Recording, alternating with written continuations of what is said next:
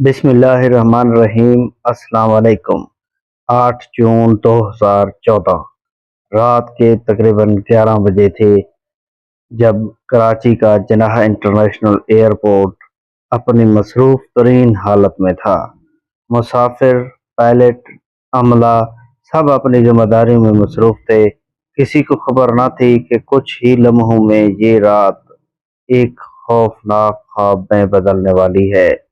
اچانک ایئرپورٹ کے پرانے کارگو ٹرمینل سے گولیوں کی آوازیں سنائی دینے لگیں۔ 10 کے قریب مسلح افراد سفید وردیوں میں جدید اسلحے سے لیس، وہ کسی عام دہشت گرد گروہ کے لوگ نہیں لگ رہے تھے۔ یہ ایک مکمل پلاننگ کے ساتھ کیا گیا حملہ تھا۔ ان حملہ آوروں کے پاس کلاشنکوف، راکٹ لانچر، دستی بم اور خودکش جیٹس تھیں۔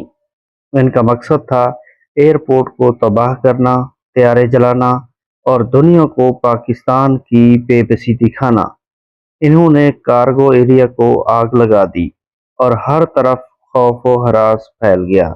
لیکن پھر حرکت میں آئے پاکستان کے محافظ، rangers, police, A S F اور پاک فوج کے جوانوں نے محاذ سنبھالا۔ اندھیری رات، فائرنگ، دھواں، چیخیں، یہ صرف ایک حملہ نہیں، ایک جنگ تھی۔ 6 گھنٹے تک مسلسل مقابلہ ہوا۔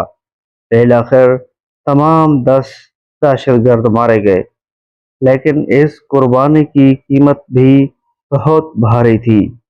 28 معصوم جانیں شہید ہوئیں، کچھ سیکورٹی اہلکار، کچھ ایئرپورٹ کے ملازمین اور کچھ وہ جو صرف سفر پر تھے۔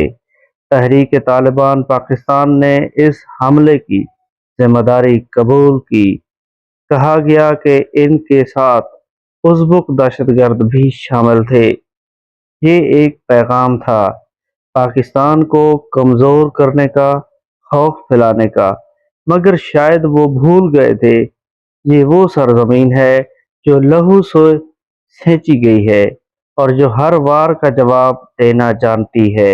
اس حملے کے بعد پاکستان نے دہشت گردی کے خلاف فیصلہ کن جنگ چھیڑ دی۔